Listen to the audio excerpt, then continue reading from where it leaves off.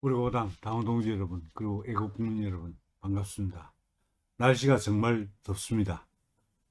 서울이 지금 35도인데 바깥에 점심 먹으러 나갔는데 정말 찌릿한 더위입니다. 건강 유의하시기 바랍니다. 네, 오늘 제가 강의 드릴 내용은 지금 뭐 지구 온난화 문제, 뭐 기후 변화 이런 문제가 전 세계적인 화두가 되고 있는 건 사실이죠. 그런데 이 기후 위기에 대응한다는 차원에서 전 국민에 대한 통제를 자행하려고 하는 전체주의적 악법이 발의가 됐습니다.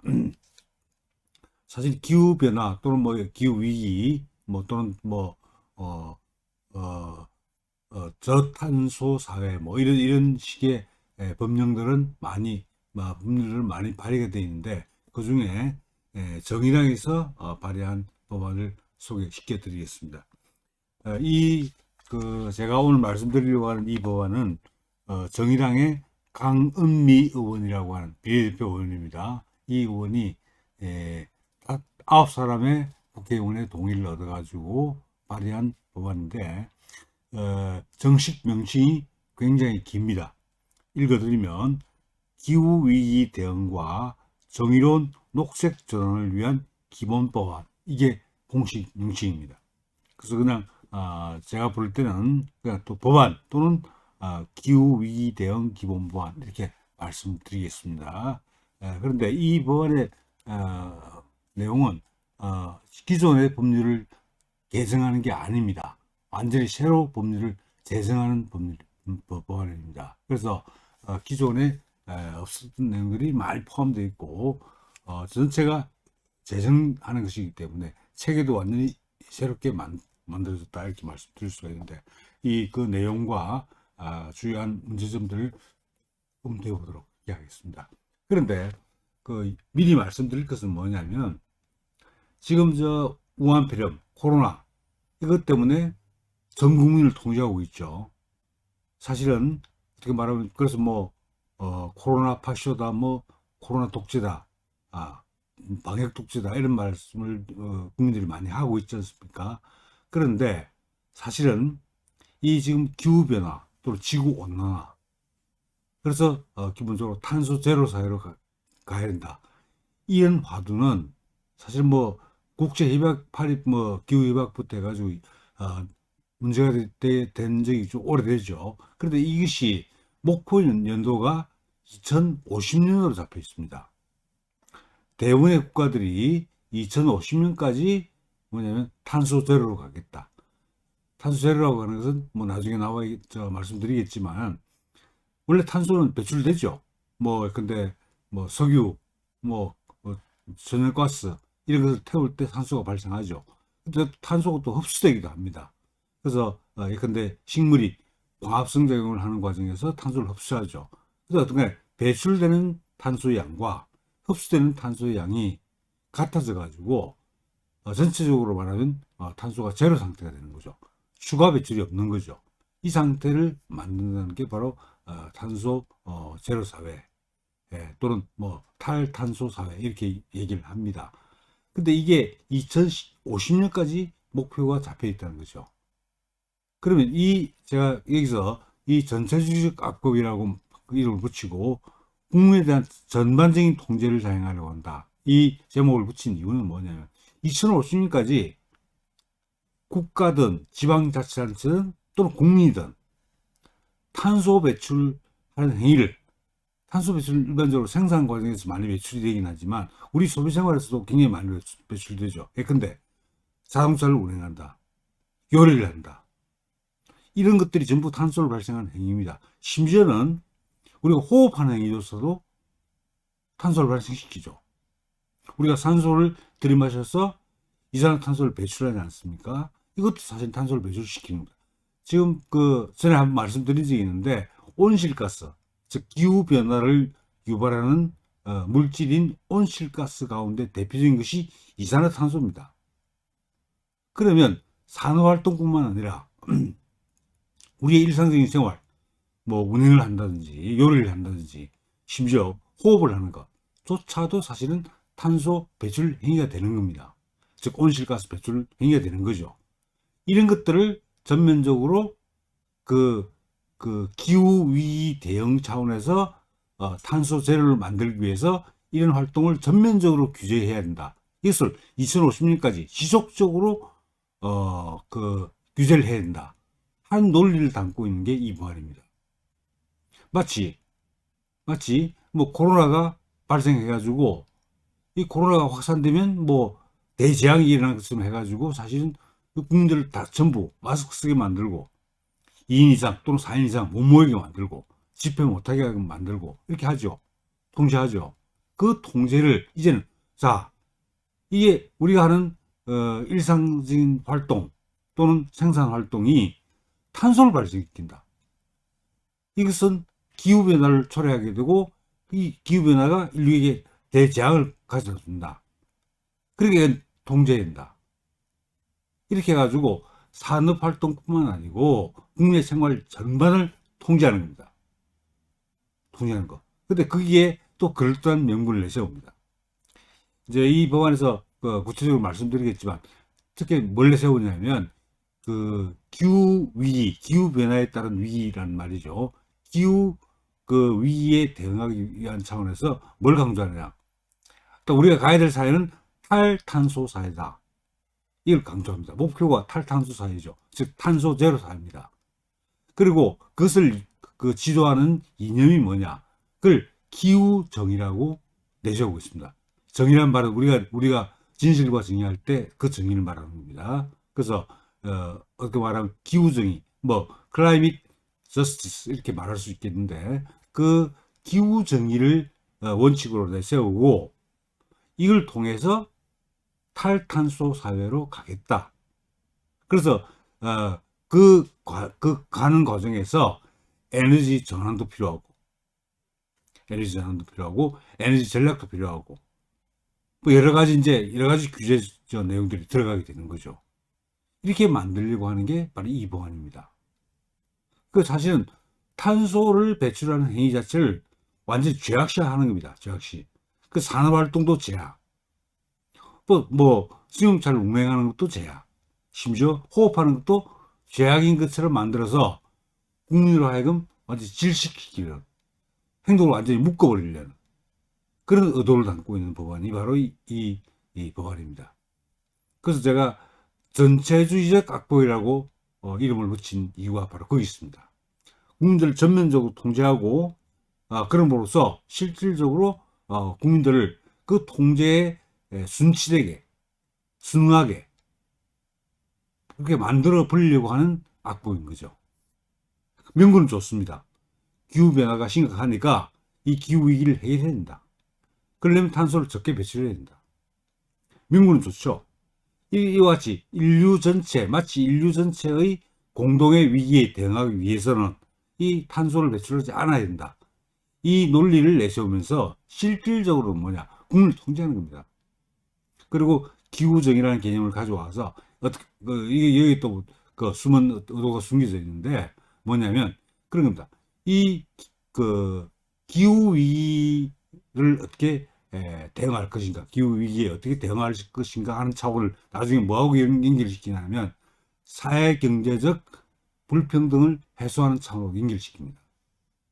이건 정의당이 발의했다는 걸, 정의당 의원들이 발의했다는 걸 인용하시면, 정의당은 기본적으로, 물론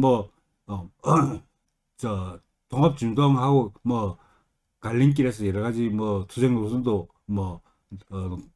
차이가 있긴 했지만, 기본적으로 친사회주의적 정당입니다. 그러면 우리가 이렇게 생각해 볼 수 있겠죠. 이들은 정의당에서는 뭐냐? 자, 하여튼 사회주의적 평등사회. 이 평등 문제는 제가 말씀드렸죠. 그죠? 결과의 평등이라고. 사회주의적 평등사회를 만들고 싶은데, 사회주의적 평등의 이슈를 전면에 내세우면 국민들이 반발할 가능성이 굉장히 많죠. 그러니까 국민들이 반발하지 않는 마치 중립적인 정치 진영으로부터 중립적인 어떤 이슈를 내세워가지고 거기다가 정의당에서 추구하는 사회주의 정책을 결부시키는 겁니다. 그래서 결국 뭐냐면 지금 우리 전 세계적으로 일어나고 있는 기후 변화 이 문제에 바로 이제 정의당이 추구하는 사회주의적 정책, 이 정책을 접목시키는 거죠. 그래서 실제로 목적은, 이 법안의 목적은 뭐냐, 형식적으로는 그 기후 위기에 대응한다는 게 기본적인 목표인 것처럼 이렇게 내세우고 있지만, 실제로 내용적으로 들어가 보면 그게는 바로 정의당이 추구하는 사회주의적 정책을 밀어붙이겠다. 기후 위기 대응이라는 그런 명분을 내세워 가지고 바로 이겁니다. 그리고 여기서 또 말씀드릴 수 있는 건 뭐냐면, 지난번에 풍력발전특별법에서도 제가 말씀드렸지만은, 이 법안은 기본적으로 탈원전 정책을 베이스로 깔고 있습니다. 명문화시켜 놨습니다. 그래서 화석연료니까 석유, 석탄 이런 거 말이죠. 화석연료와 그 다음에 이제 원자력 발전, 이것은 폐기된다. 단계적으로 폐기된다 하는 입장을 명문화하고 있습니다. 그러니까 문재인 좌파 독재 정권의 탈원전 정책을 뒷받침해 주는 겁니다.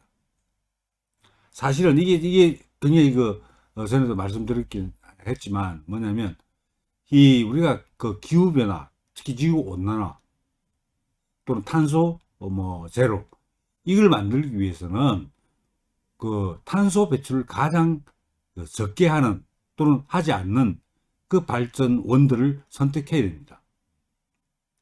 그런데 지금 여러 가지 발전원들이 많이 있긴 있지만, 실제로 그 발전원들 가운데서 가장 탄소 배출을 적게 하는 발전원이 원자력 발전입니다.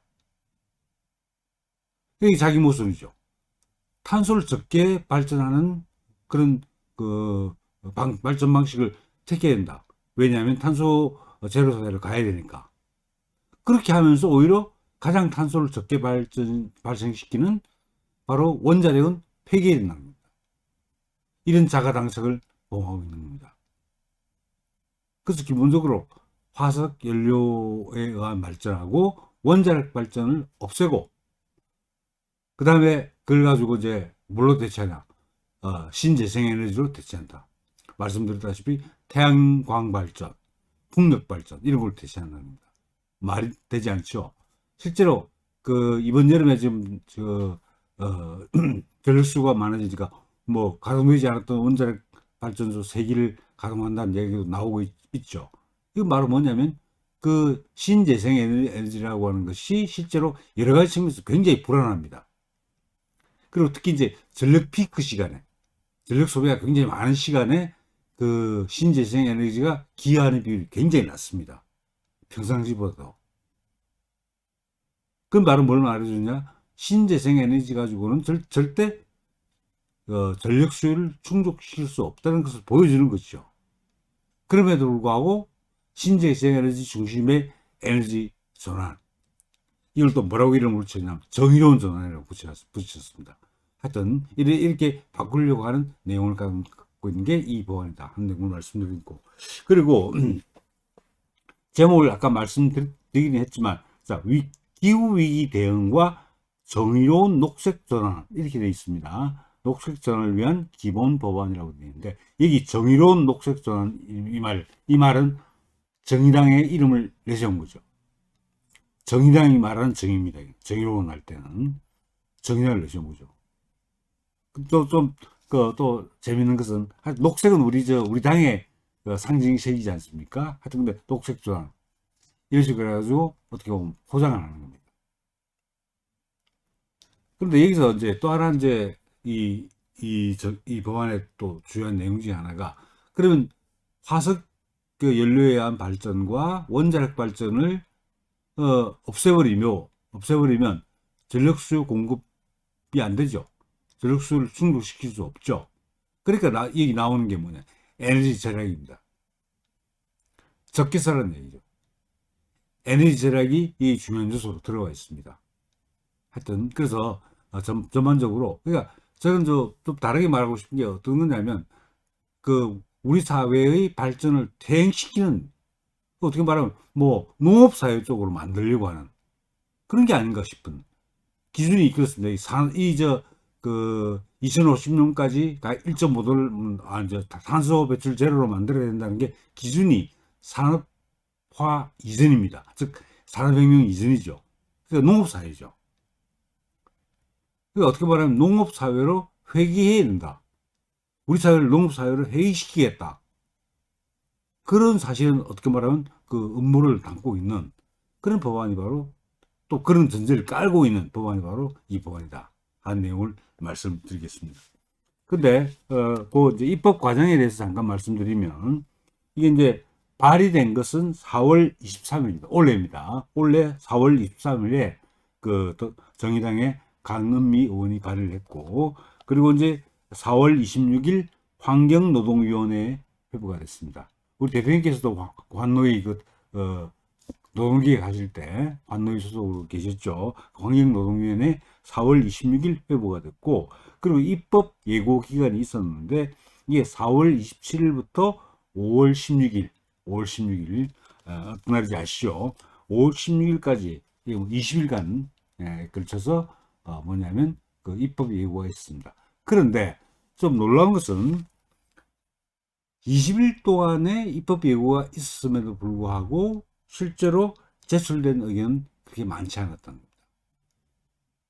제출된 의견이. 그래서 이 137건, 그 비교적 굉장히 소수의 의견만 제출이 됐다 하는 거, 좀 특이할 만하고요. 그 다음에, 근데 물론 이제 제출된 의견 대부분은 절대 다수는 반대 의견입니다.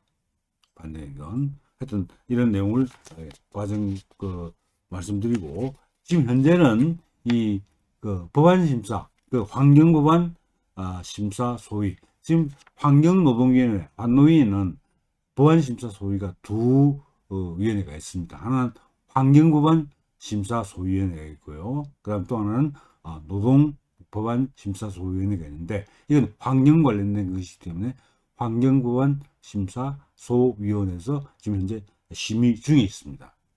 심의 중에 있고 뭐 공청회도 하고 뭐 그렇게 하긴 했습니다만은 하여튼 심의 중에 있다는 내용 말씀드리고요. 자, 근데 여기서 이제 이 법안에서 그 입법 목적을 뭐라고 내세우고 있느냐? 그 말씀드리면 1조에 이제 규정을 하고 있는데 보통 이제 이 법안의 목적은 1조에 규정을 합니다. 1조에 규정을 하고 있는데 이 법은 기후 위기 상황에 대응하기 위하여 탈탄소 사회로의 전환과 탈탄소 사회로 이게 이제 개념이 키워드입니다. 탈탄소 사회. 어떻게 말하면 탄소 제로 사회라는 말이죠. 탈탄소 사회로의 전환과 이 전환 과정에서 발생할 수 있는 사회적 경제적 불평등을 함께 해소하고 여기서 이제 숨겨져 있던 이들의 이제 진짜 목적이 드러난 거예요. 사회적 경제적 불평등을 해소한다는 겁니다.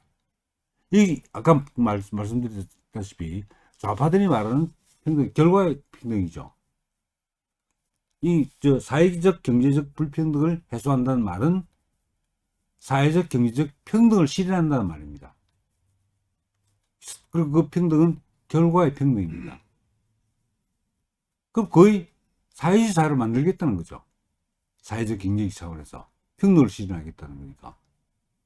그래서 실제로 그러니까 기후 탈탄소 사회로 간다는 것은 하나의 명분이고 진짜 의도는 이 과정에서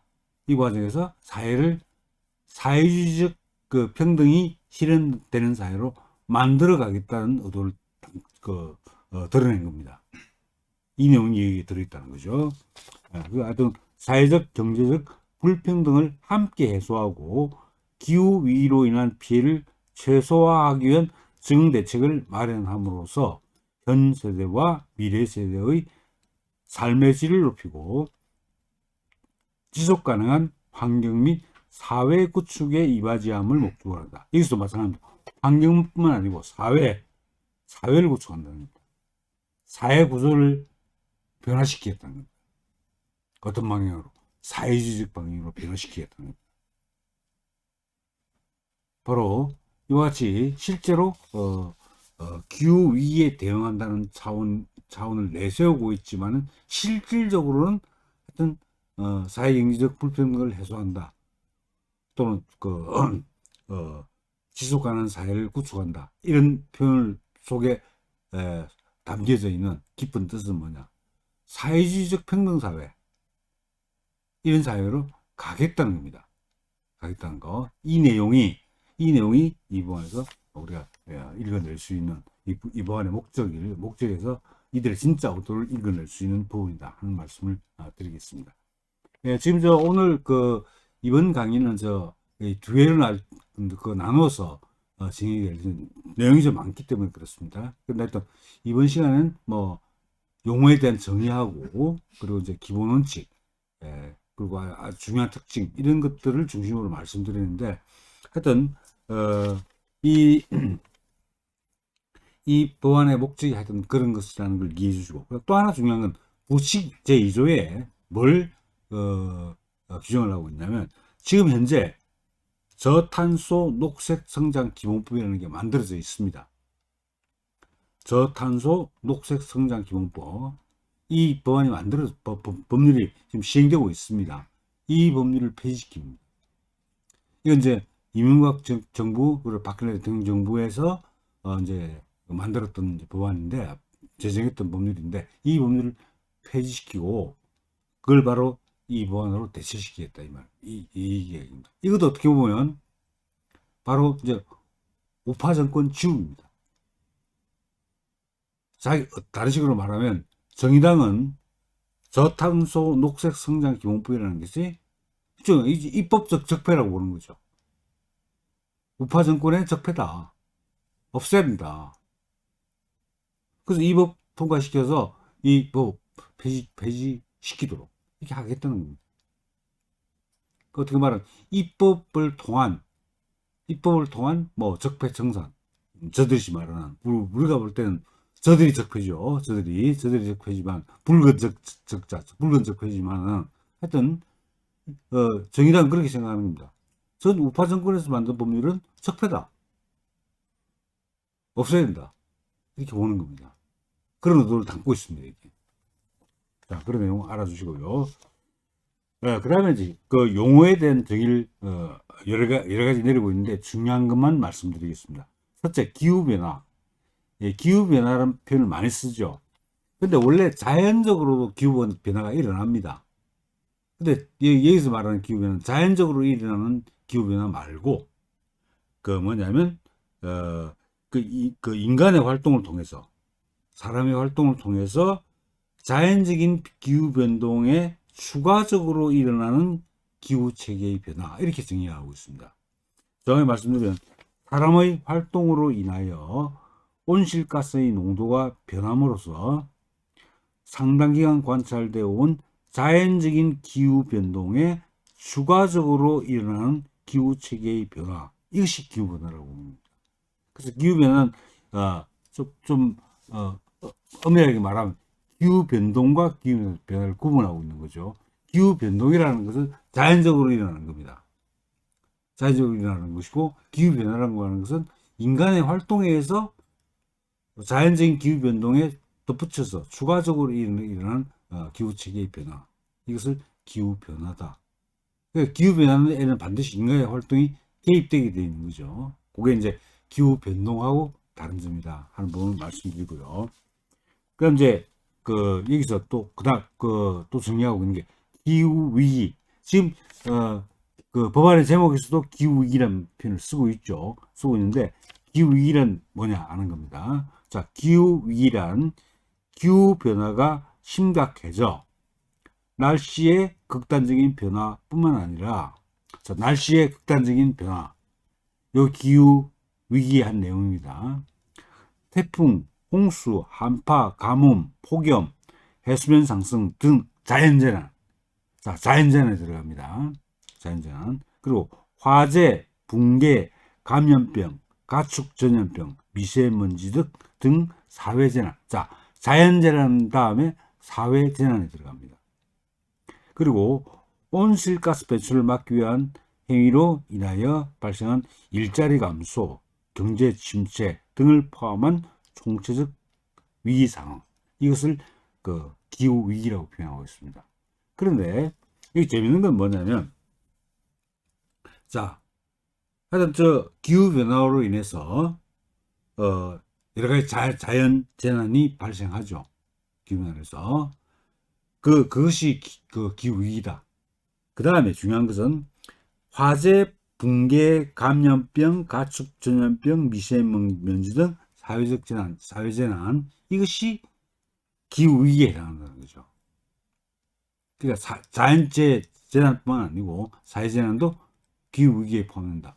그리고 또 여기 이제 또 하나 포함시킨 게 뭐냐면, 온실가스 배출을 막기 위한 행위로 인하여 발생한 일자리 감소, 경제 침체 등을 포함한 총체적 위기상, 이것을 이제 기후 위기라고 하고 있는데, 참 재밌죠. 온실가스 배출을 막기 위한 행위로 인하여 발생한 일자리 감소 또는 경제 침체, 이것도 뭐냐면 기후 위기라고 보는 거죠.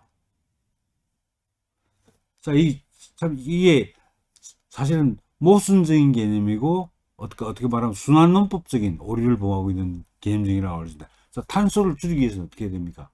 탄소 배출을 줄이기 위해서는, 뭐 간단히 말씀드리면 산업 활동을 줄여야 되죠.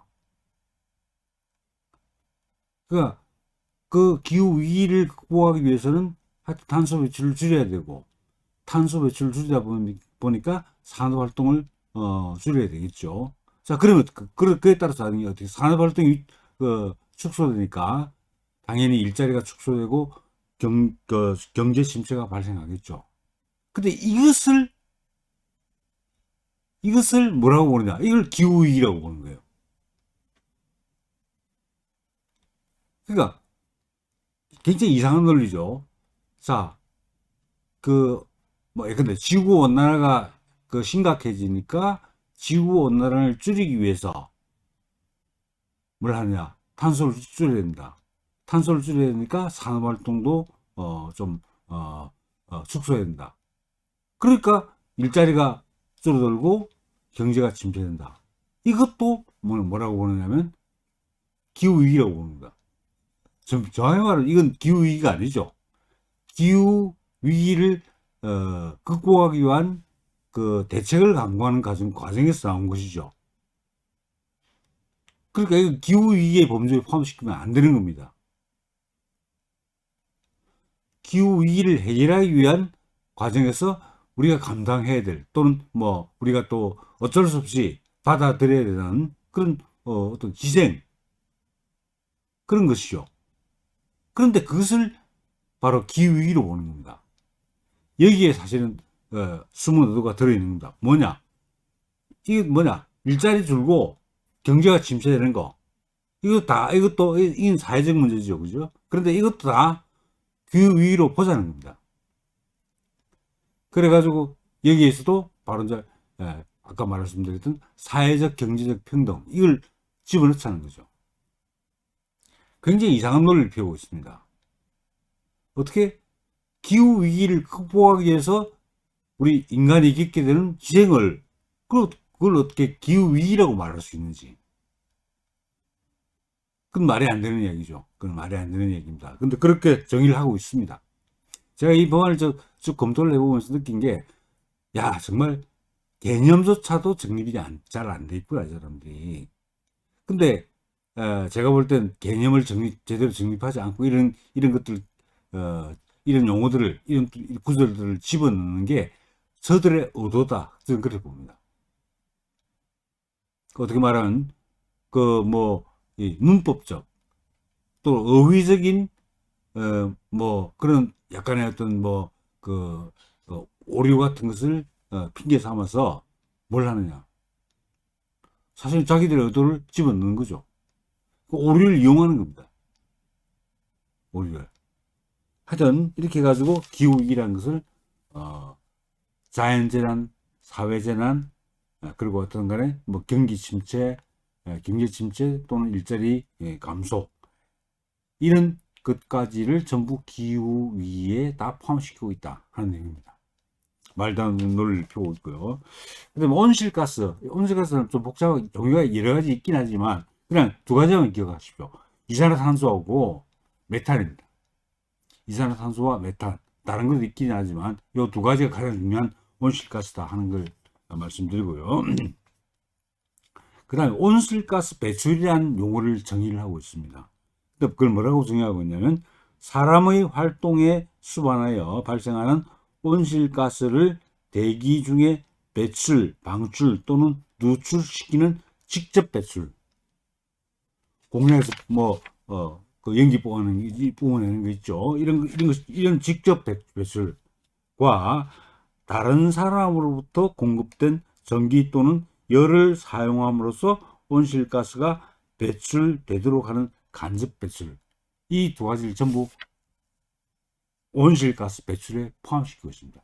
직접 배출은, 자, 근데, 그렇죠. 공장의 꿀뚝에서 나오는 이산화탄소. 자동차를 가공해서 발생시키는 이산화탄소. 일단적으로 말하면, 호흡을 통해서 나오는 이산화탄소도 포함시킬 수 있겠죠. 일단, 그게 직접 배출입니다. 그런데 재밌는 것은, 다른 사람이 제공하는 그 전기나 열을 이용하는 거죠. 그렇게 함으로 인해가지고 이 전기나 열을 생산하기 위해서는 뭡니까? 온실가스가 배출되는 거죠. 자, 근데 그렇습니다. 발전을 예를 들어서 말씀드리면, 자, 근데 화력발전, LNG 발전 같은 걸 예를 듭시다. LNG 발전을 해서 그 LNG를 연소시켜서 나오는 열을 이용해서 발전을 하죠. 그 발전을 변전소를 통해서 우리가 공급받아서 제가 집에서 사용을 하죠. 여러 가지 용도로 사용을 하는데, 그러면 뭐냐? 저는 뭡니까? 그 LNG 발전소로부터 전기를 공급받는 거 아닙니까? 그럼 이 용어의 정의는 그렇습니다. 내가 이 전기를 쓰는 것 자체가 그 원천을 추적해 보면 LNG 발전을 하게 만든다 이거죠. 근데 그 LNG 발전은 탄소가 배출된다는 겁니다. 그러니까 나도 전기를 사용하는 나도 간접 배출을 하고 있다고 보는 겁니다. 여기에 사실 간접 배출을 포함시켰다는 것은 전 국민을 탄소 발생의 범인으로 지목하는 겁니다. 이게 생산하거나 이렇게 하는 사람만이 아니고 기업만이 아니고 전 국민을 탄소 배출의 주범으로 지목하는 겁니다. 여기에 사실은 국민에 대한 전반적 통제라고 제가 표현을 했던 그 제목에 그 의미가 포함되어 있는 거죠. 간접 배출을 다 포함시켜 버립니다. 그래서 내가 전기를 쓰고 열을 쓰고 하는 거, 또 심지어 그런 걸 이용해 가지고 제품을 가지고 제가 입고 있는 옷 그런 게 있죠. 이런 것도 사실은 그 간접 배출에 해당한다고 볼 수 있습니다. 그럼 우리의 생활 전반이 전부 간접 배출입니다. 그러므로서 사실은 이 기후 위기의 주범이 온실가스 배출인데, 온실가스 배출로부터 어느 누구도 자유로울 수 없는 거죠. 근데 우리가 사실 어떻게 말하면 제가 호흡하는 것도 온실가스 배출에 기여하겠고 온난화에 기여한다고 볼 수 있겠지만, 중요한 건 그게 아닙니다. 여기서 법에서 어떤 용어를 사용할 때는 단순히 우리가 윤리적인 어떤 그런 차원에서 하는 얘기가 아닙니다. 이게 책임을 얘기하는 책임. 그 간접 배출, 내가 다른 사람이 제공하는 열이나 전기를 사용한다. 그게 간접 배출에 해당한다. 라고 하면 나에게 간접 배출에 대한 책임이 있다는 걸 얘기하는 겁니다. 법적으로 이걸 명시하는 것은. 그래서 우리가 일상적인 대화에서 또는 그 윤리적 차원에서 우리가 어떤 책임이 있다는 용어하고, 그 다음에 법적으로 책임이 있다 하는 거하고 전혀 다른 겁니다. 근데 이걸 간접 배출을 포함시키고 있습니다. 그러니까 모든 사람이 죄인이 되어버리죠. 이게 이 좌파들, 그러면서 좌파들의 특징이 뭡니까? 아시겠지만 내로남불 아닙니까? 모든 국민을 죄인을 만들어 놓고 자기들은 마치 죄인이 아닌 것처럼 행동하는 거죠. 자기들은 그 기후 위기를 해결하기 위해서 열심히 노력하고 있는 착한 사람. 대부분의 일반 국민들은 전부 탄소를 발생시키는 나쁜 사람. 이 구도를 만드는 겁니다. 그래서 자기들은 옳고 대부분의 국민들은 틀렸다. 이렇게 만들어버리는 거죠. 일종의 정말 뒤틀린, 굉장히 뒤틀린, 뭐 선민의식이라고 말할 수 있는지 모르겠죠. 한 우월식, 또 내로남불의식, 이런 식이 그 표현된 겁니다. 이렇게 말씀드릴 수 있고요. 하여튼 그래서 이 부분이 하여튼 그 온실가스 배출에 들어가 있다. 간접 배출이. 그다음 이제 온실가스 이제 배출이 없어지는 순 배출이라고 하는 건데, 그러니까 발생하는 온실가스하고 그리고 흡수되는 온실가스가 같아지는 거죠, 그죠? 그러니까 발생하는 온실가스에서 흡수되는 온실가스를 뺀 것, 이게 순배출입니다. 순배출. 그러니까 100이 발생해서 90이 흡수됐다 그러면 10이 발생한 거죠. 이게 순배출입니다. 근데 이걸 이제 0으로 만드는 거, 순배출을 0으로 만드는 거, 이게 바로 이제 바로 탈탄소 사회 또는 탄소 제로 사회라고 말할 수 있는 거죠. 하여튼 그렇게 하는데, 근데 여기서 굉장히 또 중요한 개념이 하나 나오고 있는데, 이게 이제 두 가지 개념입니다. 이거 잘 기억해 주셔야 됩니다. 하나는 탈탄소 사회고요. 또 하나는 기후적입니다. 자, 그러면 먼저 탈탄소 사회부터 말씀을 드리겠습니다. 자, 탈탄소 사회는 그 제2조 제8호에 정의가 되어 있는데요. 탈탄소 사회란 화석 연료에 대한 의존도를 낮추고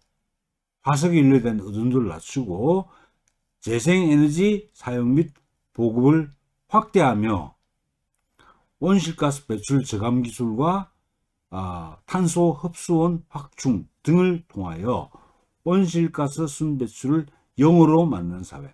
자, 그런데 이게 그 온실가스 순배출이 0이죠. 0인 것, 탄소 제로입니다. 0이라는 건 말씀드렸고요. 근데 중요한 그 방법이 뭐냐는 겁니다. 두 가지입니다. 화석연료에 대한 의존도를 낮추는 겁니다. 근데 여기는 화석연료만 들어가 있죠. 근데 다른 조항에서는 원자력 발전이 들어가 있습니다.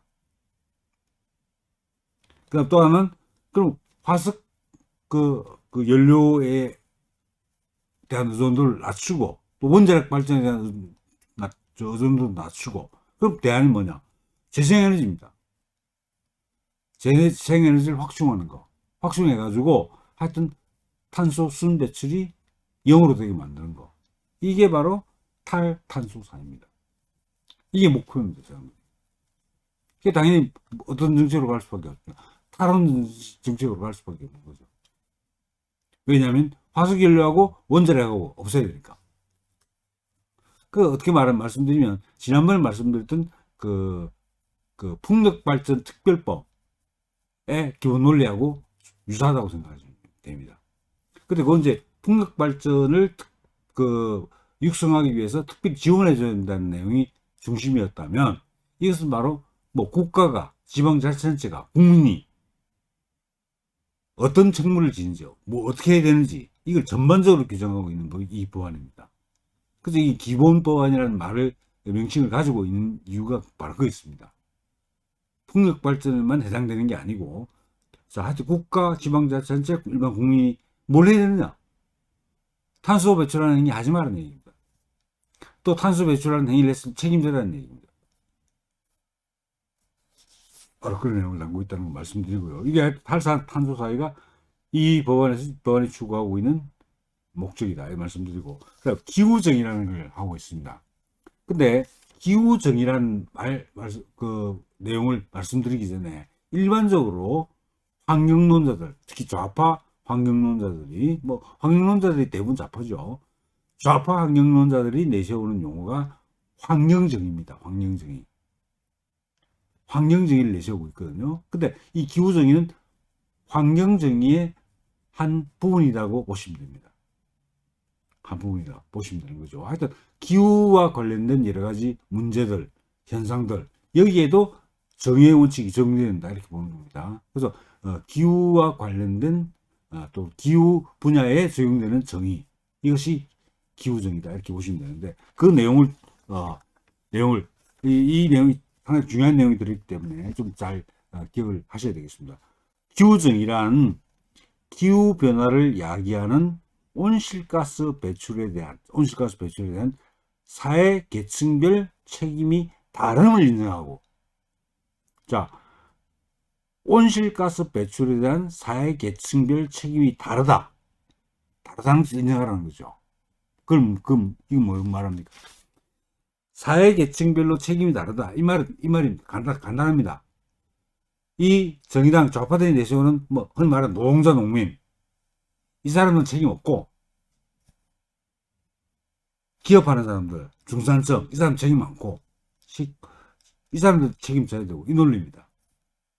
즉 계급적으로 딱 나눠 가지고 자기들이 지지하는 그런 뭐 이런 계층 이 계층은 하여튼 뭐냐면 온실 환경 위기를 초래하는 데 대한 책임이 없다는 겁니다. 근데 엄밀하게 보면 아니죠. 제가 말씀드린 대로 아니죠. 뭐 호흡하는 것도 그렇고 뭐 전기 끌어 쓰는 것도 다 탄소 배출을 하는 거기 때문에 아니지만 하여튼 그렇게 나눕니다. 두 계층으로 나눠서 하여튼 뭐 취약계층이라고 표현하고 있지만 하여튼 자기들이 지지하는 계층은 온실가스 배출에 책임이 없고, 나머지 자기들이 적대하는 계층, 기업하는 분들, 뭐 중산층 이런 사람들은 그 환경 기후 변화에 대한 책임이 크고, 기후 위기에 대한 책임이 크고, 그렇게 이야기합니다. 그래서 사회 계층별로 책임이 다르다, 이게 논리입니다. 그럼 어떻게 하겠습니까? 책임이 다르다, 온실가스 배출에 대한 책임이 다르다는 말은 뭐냐면 책임져야 될 주체가 정해진 거죠, 벌써. 그러니까 자기들이 지지하는 계층 민노총 같은 이런 집단들은 책임이 없다는 겁니다. 안 져도 된다는 거죠. 대신 기업하시는 분들 책임 다 살아야 돼. 그렇게 몰고 가는 겁니다. 그래서 하여튼 사회계층별 책임이 다름을 인정하고, 기후위기를 극복하는 과정에서 모든 이해 당사자들이 의사결정 과정에 동등하고 실질적으로 참여하며, 자, 그런데 여기서 굉장히 교묘한 논리를 동원합니다. 자, 뭐냐면 이 기후위기를 극복하는데 뭐 정책을 수립하고 그래 하겠죠. 그때는 책임은 뭐였습니까? 책임은 기업가들이 책임이 다 있고, 뭐 근로자는 책임 없고 이렇게 가지 않습니까? 그런데 이 기후 위기 상황을 극복하는 정책 추진 과정에서는 뭐냐, 여기서 교묘한 표현을 하고 있습니다.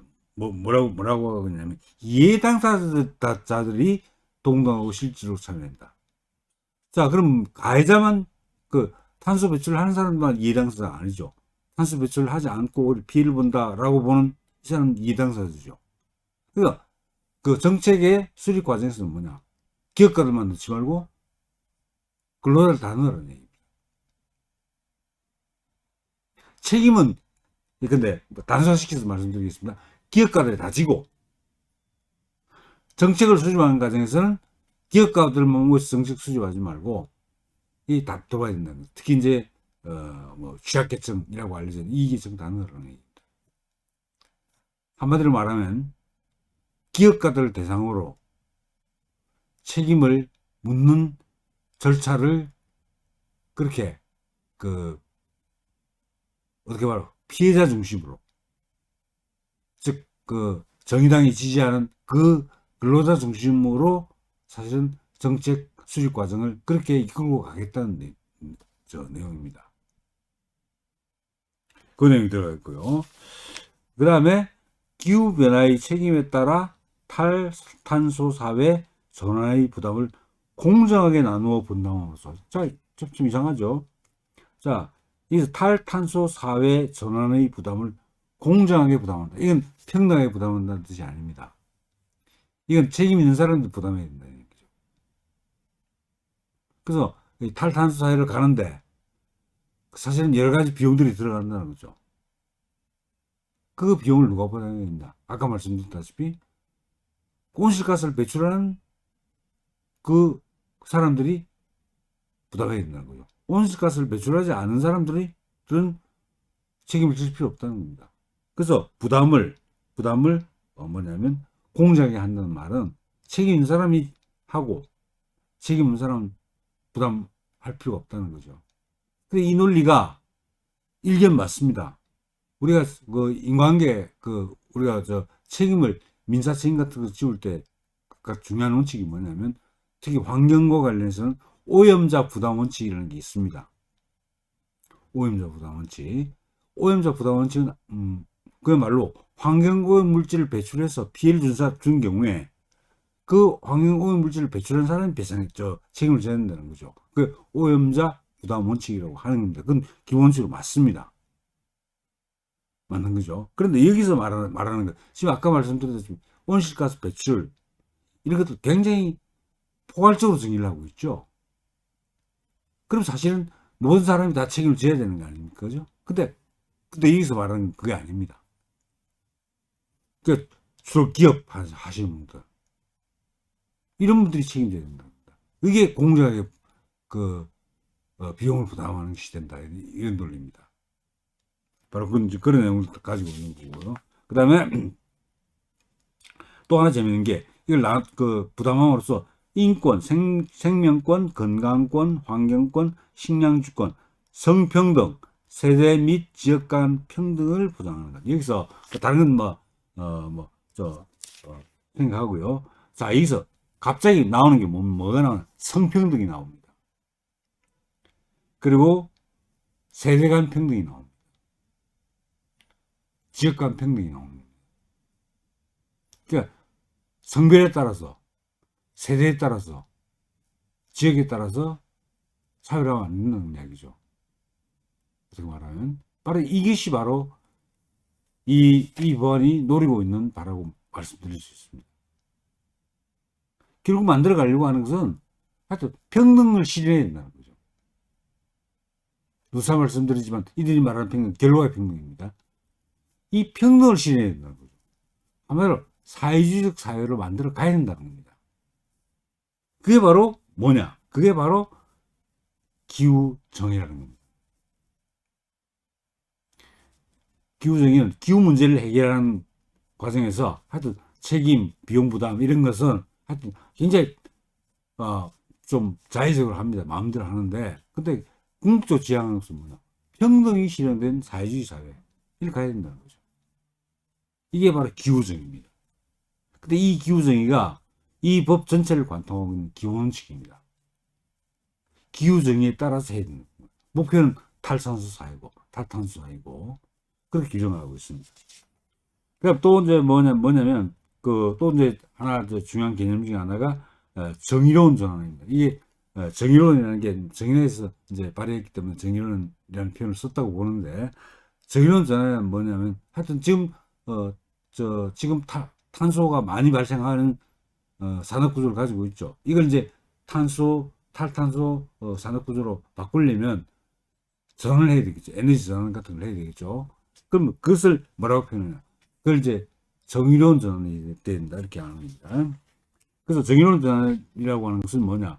기후 위기 상황을 극복하기 위한 정책의 추진 과정에서 직간접적으로 피해를 입을 수 있는 지역 사회나 산업의 노동자, 농민, 중소상공인 등의 권리를 최대한 보장하고 탈탄소 사회 전환의 부담을 사회적으로 분담하며 취약계층의 피해를 최소화하는 정책 방향을 말한다.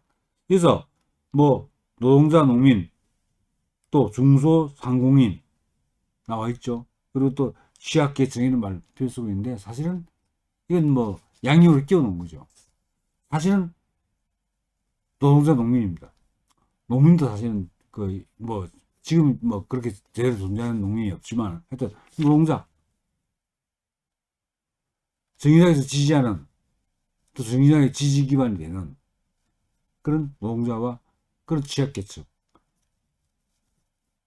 그래서 그 사람들에게 하여튼 뭐냐면 피해를 최소화시키는 그런 방향으로 전환이 이루어진다. 이게 정의로운 전환이다 이 말이에요. 한마디로 말하면 좌파적 또는 사회주의적으로 전환시키는 것이 정의로운 전환이다 이 말입니다. 하여튼 에너지 정책 같은 걸 전환시켜야 되겠죠. 탄소가 적게, 온실가스가 적게 배출되는 방식으로 전환시켜야 되는데 그걸 어떻게 전환시키냐. 한마디로 말해서 민우송 같은 집단에게 가장 피해를 적게 주는 방식으로 전환해야 된다. 좌파들에게 가장 유리한 방식으로 전환시켜야 된다. 그 논리입니다. 여기서 바로 기후위기 대응이라는 명목으로 사실은 이 자기들의 정치적 목적, 사회주의적 사회를 만들려고 하는 자기들의 정치적 목적을 실현시키려고 한다는 그들의 의도가 드러나는 겁니다. 하여튼 이런 방식으로 하고, 그 다음에 여기서 한 가지 말씀드리고 오늘 강의 마치겠습니다. 에너지 전환이라는 말씀을 용어를 사용하고 있습니다. 정의하고 있습니다. 근데 이게 바로 또 핵심적인 내용을 나타나는데, 에너지 전환이란 기후위기 대응과 지속 가능하고 안전한 사회를 만들기 위하여 에너지의 효율적 사용과 수요 관리를 촉진하고, 자, 안전한 사회를 만든답니다. 이제 의도가 보이죠? 자, 하여튼 에너지의 효율적 사용과 수요 관리, 사실은 뭐 줄이라는 얘기입니다. 에너지 사용 줄이라는 얘기죠. 자, 근데 그 촉진하고, 그 다음에 그 뒷문장이 중요합니다. 화석연료와 원자력 에너지를 재생에너지로 전환하는 것. 이게 에너지 전환입니다. 화석연료, 석탄, 석유, LNG 발전, 원자력 발전, 이것을 전부 뭘로? 재생에너지. 태양광 발전, 풍력 발전, 이런 것으로 바꾸는 겁니다. 수력 발전은 우리나라 상황에서 맞지 않고, 겨울에 뭐, 얼고 이런 또 수량이 일정하지 않기 때문에 좀 부족기로 하죠. 하여튼, 근데, 화석연료와 원자력 에너지를 이용한 발전, 이것을 전부 재생에너지로 바꾸라. 이게 에너지 전환입니다. 이게 바로 탈탄소 사회 또는 기후정의를 실현하는 핵심적인 요소가 되는 겁니다. 여기서 바로 이들의 숨은 의도가 바로 드러나고 있다. 이렇게 말씀드릴 수가 있는 거죠. 그래서 오늘은 하여튼 2부의 목적, 입법 목적하고 그리고 기본적인 용어에 대한 정의 이 부분에서 말씀을 드렸고 그 세부적인 내용들은 다음에 말씀드리도록 하겠는데, 다만 아시겠지만 그 다음 주는 이 당 전체가 휴가 기간입니다. 8월 첫째 주가 휴가 기간이었기 때문에 마찬가지로 이 방송을 할 수가 없습니다. 그래서 두 번째 강의는 휴가 기간이 끝난 다음 주 말고요. 다음 주 월요일 4시에 찾아뵙도록 그렇게 하겠습니다. 자, 우리 동지 여러분, 강의 경청해 주셔서 감사하고, 특히 더운 날씨에 건강 조심하시면서 2주 후에 건강한 모습으로 다시 뵙도록 하겠습니다. 감사합니다.